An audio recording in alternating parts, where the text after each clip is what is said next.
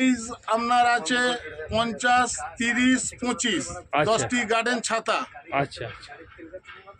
আর এছাড়া কোনো আহারাদির ব্যবস্থা? না, কোনো খাবার দাবারের কোনো ব্যবস্থা নেই, শুধু জলটা থাকবে, খালি খাবার জলটা দেওয়া হবে।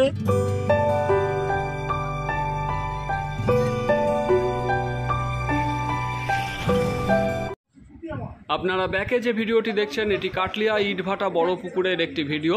এখানে প্রতিযোগিতা হওয়ার কথা ছিল 6 দিনের, তার পরিবর্তে 12ই মে ও 16ই মে এই 2 দিনের প্রতিযোগিতা করা হচ্ছে। প্রবেশ মূল্য 6000 টাকা, বিনিময়ে 3খানি করে ছিপ আপনারা ফেলতে পারবেন।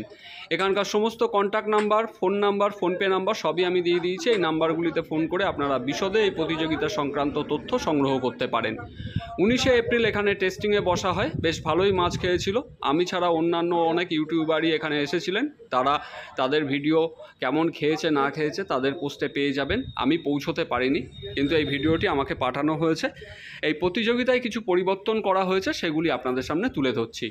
6 দিনের পরিবর্তে 2 দিন করা হয়েছে এবং 45খানি সিট করে প্রতিদিনের প্রতিযোগিতা হবে। 1 লক্ষ টাকার পরিবর্তে 50,000 টাকা প্রথম পুরস্কার এবং দ্বিতীয় পুরস্কার 30,000 ও তৃতীয় পুরস্কার 25,000 টাকা করা হয়েছে। এর সঙ্গে 10খানি বড় ছাতা দেওয়া হবে।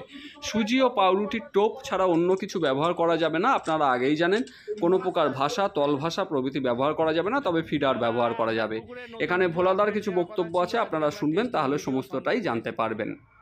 হ্যাঁ, তো আপনার এই 6 দিন ব্যাপী যে কম্পিটিশনটা হওয়ার কথা ছিল, 6 দিন ব্যাপীটা ক্যান্সেল হয়ে এখন 2 দিন। কেন ক্যান্সেল করলেন এটা? কেন ক্যান্সেল বলতে অতিরিক্ত গরম, আর দ্বিতীয়ত ইলেকশন। আচ্ছা, ইলেকশনের কি পজিশন দাঁড়াবে কেউ বলতে পারবে না, যার জন্য আমি 2 দিনে ইলেকশনের আগে কম্পিটিশনটা কমপ্লিট করে দেবো। সেই ডেটগুলো কি একটু বলবেন? 12ই মে, 16ই মে। আচ্ছা, পাসের মূল্য 6000 টাকাই থাকবে।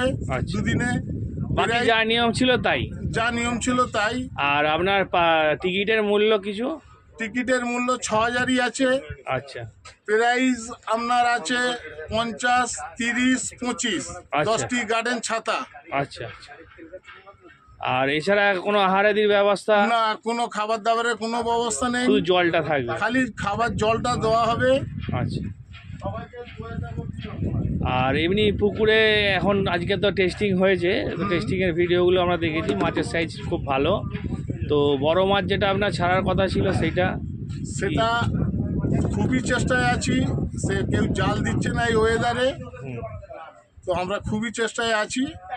বড় মাছ যথেষ্ট আছে, তবু আমরা আরও কিছু দেওয়ার চেষ্টা করছি। মাঝখানে কিছু দিয়েছি, আরও কিছু দেওয়ার চেষ্টায় আছি। জালের পরে কত পিস মতন বড় মাছ দেওয়া হয়েছিল?